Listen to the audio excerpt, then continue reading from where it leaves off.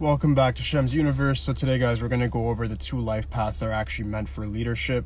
It's just going to piss a few people off. I get it. Unfortunately, there's a harsh reality of the world. I'm not saying that not everybody can be leaders. I'm not saying that whatsoever. There's different numbers in your charts that create different variables. But as archetypes, as life paths, there's two numbers that stand out the most, and they're not master numbers, the single-digit ones. The two of them are this, 1 and 8.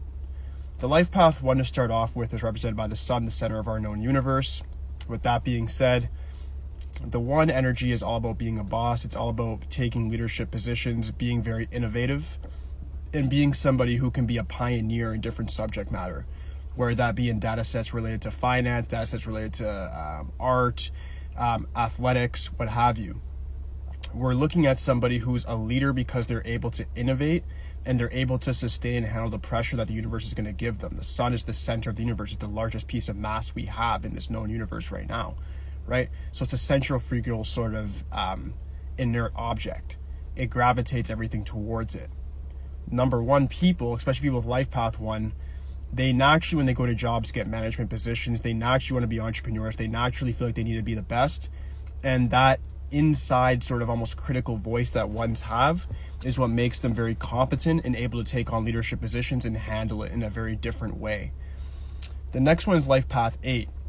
The life path 8 is represented by Saturn, which is the opposite of the sun. It's the Lord of Darkness. With that being said, the 8 has a traumatic early start, or they have a lot of issues regarding authority as a whole. And with that being said, they then use those experiences to become a very competent person. The universe gives the 8 a very hard life, especially when you're a life path 8, you have a very hard life at the start.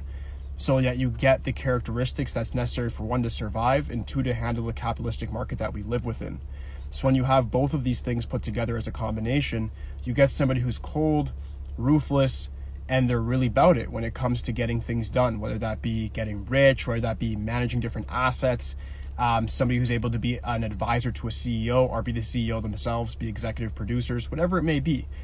The thing about 1s and 8s is they have the highest degree of stress tolerance, which makes them have a very huge ability to succeed. They're able to make people follow them. The 8 is a very great influencer. 8 people like myself are able to tell you something and you are influenced by what I'm saying. The 1 has the ability as well, except they pioneer in different ideas. The 8 is almost a very great manager or executive or CEO, whereas the 1 is an innovator. So they both go about leadership in 2 different ways, 2 different scenarios, but nonetheless, these are the 2 life paths that are most meant for leadership positions, as they can handle the stress in the best possible way. That's it.